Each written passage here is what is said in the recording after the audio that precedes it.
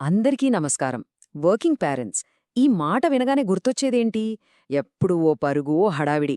అవును, ఉద్యోగం, కుటుంబం ఈ రెండింటినీ బ్యాలెన్స్ చేయడమంటే మాటలు కాదు.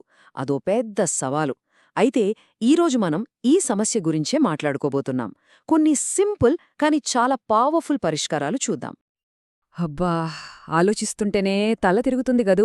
ఒకవైపు ఆఫీస్లో డెడ్లైన్లు తరుముతుంటాయి, మరోవైపు ఇంటి పనులు పిలుస్తుంటాయి, ఇంకోవైపు పిల్లలవసరాలు. అబ్బో! అదో పెద్ద లిస్ట్. వీటన్నింటి మధ్య మనం చేసేది ఒక రకమైన సర్కస్ ఫీట్ లాంటిదే. ఈ స్ట్రెస్, ఈ ఒత్తిడి ఎంతలా ఉంటుందో చాలామందికి అనుభవమే. సరే, మనం అసలు విషయంలోకి వెళ్లే ముందు ఒక్క విషయం మనసులో బలంగా నాటుకుపోవాలి. ఉద్యోగం చేస్తున్నంత మాత్రాన ఎవరూ చెడ్డ తల్లిదండ్రులైపోరు. అస్సలు కాదు.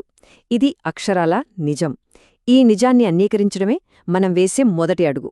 అదే మన మొదటి విజయం కూడా. అయితే